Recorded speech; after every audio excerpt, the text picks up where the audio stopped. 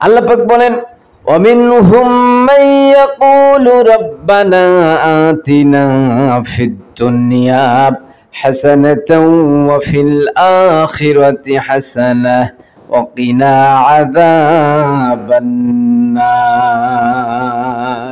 আরেকটা মুখস্থ মনে হয়, পরিচিত লাগছে? কোথায় শুনছেন এটা বলেন? হ্যাঁ, দোয়াতে। প্রত্যেক শুক্রবার আমি এটা দোয়ার শুরুতেই আল্লাহুম্মা আমিন বলে হাত তুলে দিই, পড়ি রব্বানা আতিনা ফিদ দুনিয়া হাসানা। শুধু আমি নই, তামাম পৃথিবীতে যত মসজিদ আছে সব মসজিদের ইমাম সাহেবেরা, খতিব সাহেবেরা দোয়ার শুরুতেই এই দোয়াটা পড়ে। আর অন্যান্য যারা আলেম আছে, ওয়াজ মাহফিল, তাফসির মাহফিল, সব জায়গায় আপনি দেখবেন, মিলাদ মাহফিল যেখানেই যান না কেন, হুজুরেরা এই দোয়াটা পড়ে। ইভেন এমন কি আমরা কোরআন যদিও পড়তে নাও পারি, কিন্তু হুজুরদের কাছ থেকে শুনতে শুনতে এই দোয়াটা আমাদের মুখস্থ হয়ে গেছে। কি চাচা, মুখস্থ আছে না? এটা একটা দোয়া, কিন্তু দোয়া হলেও এটি কোরআনের দোয়া। এটা কোরআনুল কারীমের আয়াত, সূরা বাকারার 201 নম্বর আয়াত। এটা খুবই পরিচিত, এটা আমরা পড়ি, কিন্তু হুজুর কি পড়ে বুঝি না। আমি যে হুজুর যখন রব্বানা আতিনা ফিদ দুনিয়া বলে, তারপরে মুসল্লিরা আমিন বলে, মুসল্লিরা আমিন কেন কইলো তাও বুঝে না। মানে হুজুর যে কি পড়লো মুসল্লি বুঝতেছে না, অর্থ বুঝছে না। আবার মুসল্লি তারপরেও ঝোঁকে তালে তালে বলে আমিন, সে যে আমিন কেন কইলো তাও বুঝে না। না বুঝেও যদি আমিন বলে তাও কবুল করবেন কে? আল্লাহ সুবহানাহু ওয়া তাআলা। এটি এমন একটি দোয়া কোরআনুল কারীমের। এই দোয়াটি বিশ্বনবী মুহাম্মদ সাল্লাল্লাহু আলাইহি ওয়াসাল্লাম তার জীবদ্দশায় 3টি দোয়া সবচেয়ে বেশি পড়তেন। কয়টি দোয়া? তার মধ্যে এটি একটি দোয়া, রব্বানা আতিনা ফিদ দুনিয়া হাসানাতাও ওয়া ফিল আখিরাতি হাসানা ওয়া কিনা আযাবান নার। বিশ্বনবী মুহাম্মদ সাল্লাল্লাহু আলাইহি ওয়াসাল্লাম জীবদ্দশায় তার 63 বছরের জিন্দেগিতে 3টি দোয়া সবচেয়ে বেশি বেশি পড়তেন। তার মধ্যে রব্বানা আতিনা ফিদ দুনিয়া হাসানাতাও ওয়া ফিল আখিরাতি হাসানা ওয়া কিনা আযাবান নার, এই দোয়াটি তিনি সবচেয়ে বেশি বেশি পাঠ করেছিলেন। সুবহানাল্লাহ। কি আছে এই দোয়াতে? হাদিস অনুযায়ী এই দোয়াটি হলো সর্বশ্রেষ্ঠ দোয়া। কি অনুযায়ী? হাদিস অনুযায়ী রব্বানা আতিনা ফিদ দুনিয়া হাসানাতাও ওয়া ফিল আখিরাতি হাসানা ওয়া কিনা আযাবান নার, এই দোয়াটি সর্বশ্রেষ্ঠ দোয়া। বলুন সুবহানাল্লাহ।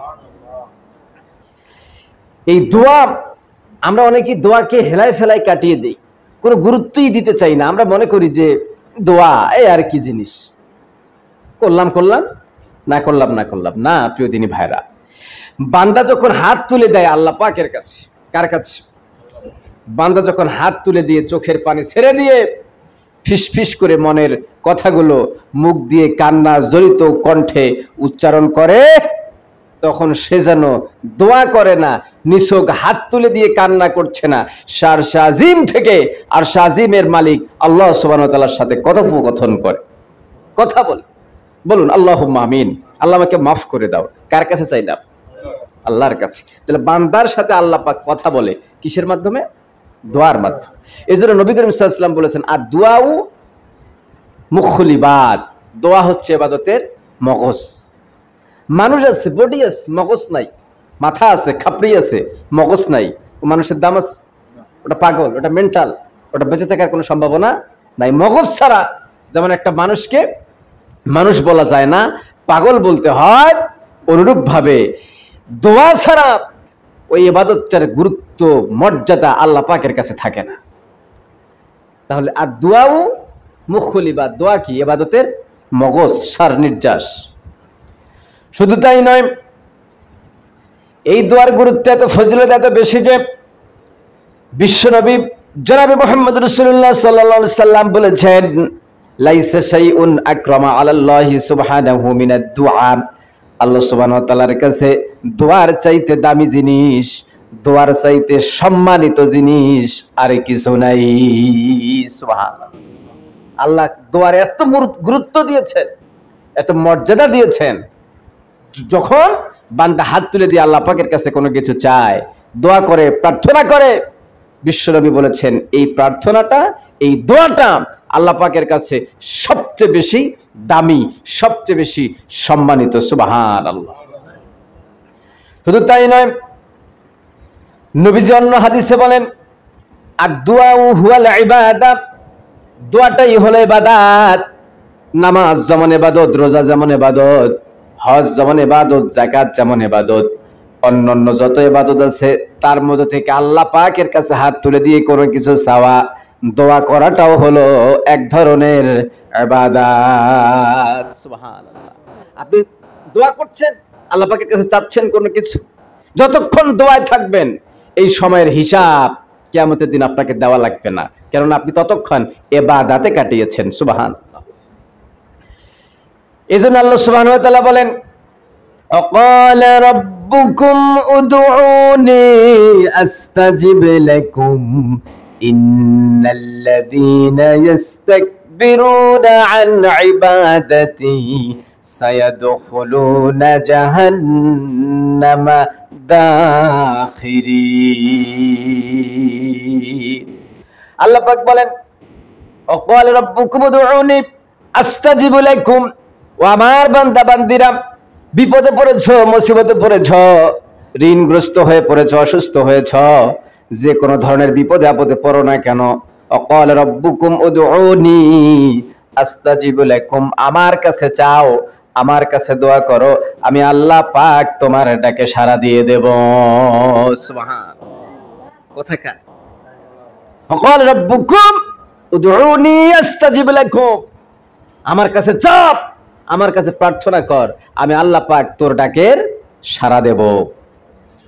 এই আয়াতের শেষে আল্লাহ পাক বলেন ইন্নাল্লাযীনা ইস্তাকবিরুনা আন ইবাদাতি, আর যারা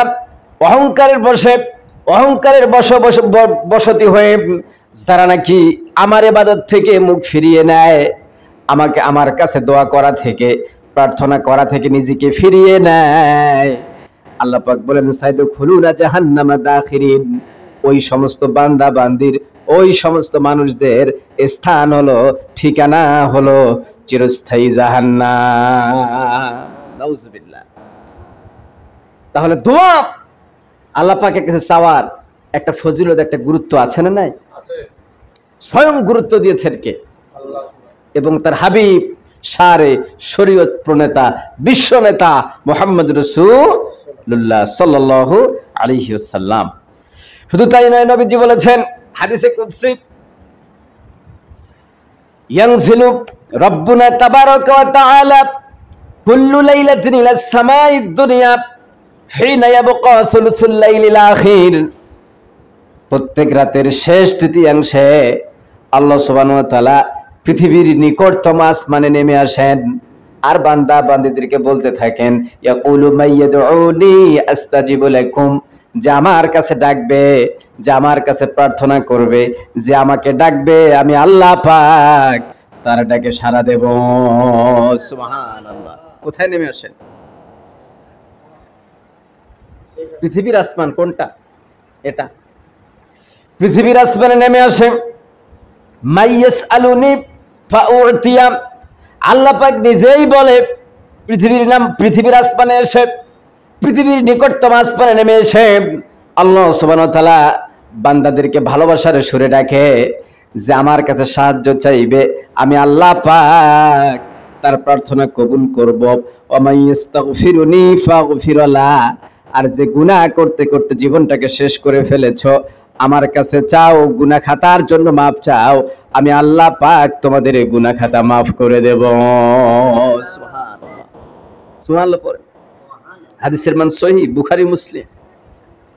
আল্লাহ পাক আমাদের মাফ করার জন্য ওত পেতে আছেন, আমাদের সাহায্য করার জন্য দুহাত প্রশস্ত করে দিয়েছেন, দুহাত বাড়িয়ে দিয়েছেন, আমাদের ডাকে সাড়া দেওয়ার জন্য রেডি, প্রস্তুত।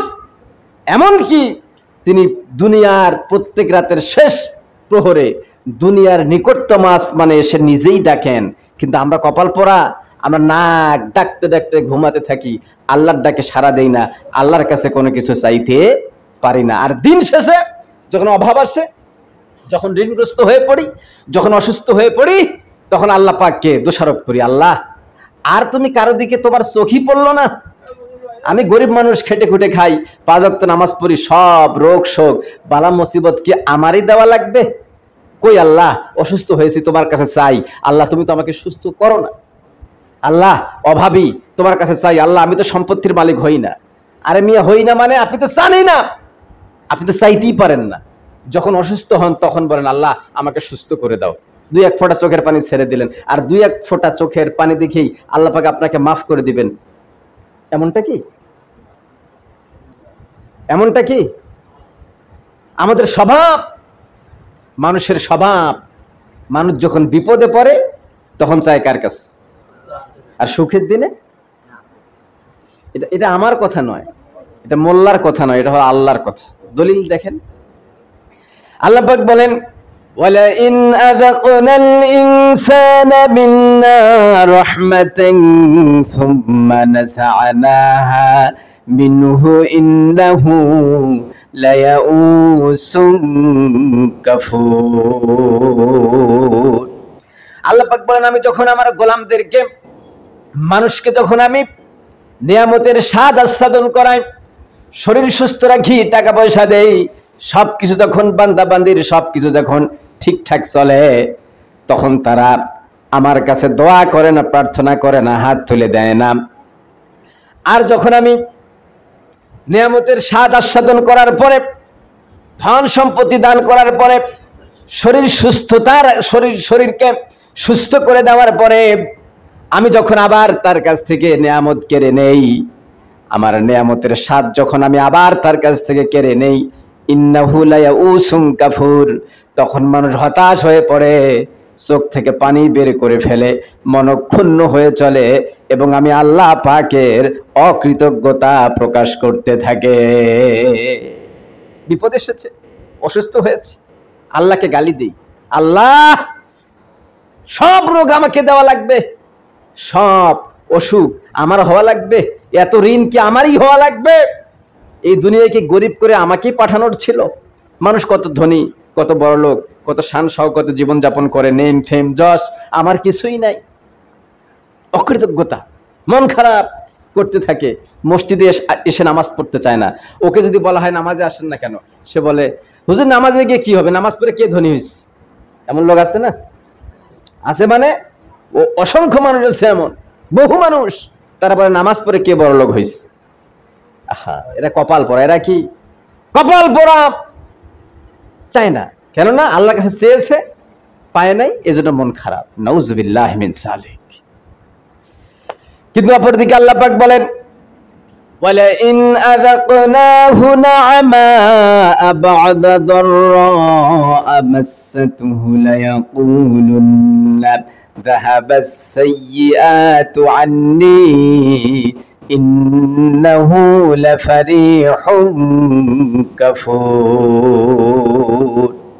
অপরদিকে আল্লাহ পাক বলেন যখন আমি আমার বান্দা বান্দীদেরকে, মানুষদেরকে আমার নিয়ামতের স্বাদ আস্বাদন করাই, আমার কাছে চেয়েছে, আমি যখন তাকে সব কিছু ফিরিয়ে দেই, তার অবস্থার উন্নতি করে দেই, ভালো করে দেই, তখন বান্দা ধন সম্পত্তি পাওয়ার পরে, নিয়ামত পাওয়ার পরে আমার তো প্রশংসা করে না, আমার তো শুকরিয়া করে না, আনন্দে আটখানা হয়ে যায়, খুশিতে ডগমগ হয়ে যায়, আর অহংকার করে মানুষকে বলতে থাকে আমার সব বিপদ কেটে গেছে, আমি এখন ভালো আছি, সুস্থ আছি।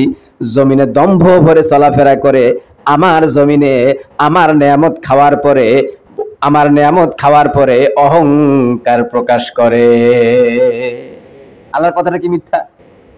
দেখবেন ভালো অবস্থায় কি রমরমা চলাফেরা, কি ব্যাপার স্যাপার কথাবার্তা, কি খুশি, মসজিদে আসতে চায় না, আল্লাহ পাকের কাছে দোয়া করতে চায় না, অহংকার প্রদর্শন করে চলতে থাকে, আমার অমুক আছে তমুক আছে, আমি এরকম শ্রম দিয়েছি, এটা করেছি ওটা করেছি, আল্লাহর প্রশংসা করতে চায় না। কিন্তু যখন নিয়ামত আবার আল্লাহ পাক কেড়ে নেয়, তখন মন খারাপ করে, চোখ দিয়ে পানি এসে যায়, আল্লাহ আমার এটা নাই ওটা নাই, এটা দাও ওটা দাও, তখন হাত তুলে, সুখের সময় হাত তুলে না, দুঃখের সময় হাত তুলে। এরকম স্বভাব আমাদের আছে না নাই? দুঃখজনক। কিন্তু প্রকৃত ব্যাপার হলো সুখ দুঃখ সব সময় চাইতে হবে, প্রশংসা করতে হবে কার? আল্লাহ। সবাই বলেন কার? আল্লাহ পাক আমাদের সবাইকে বুঝার তৌফিক দান করুন।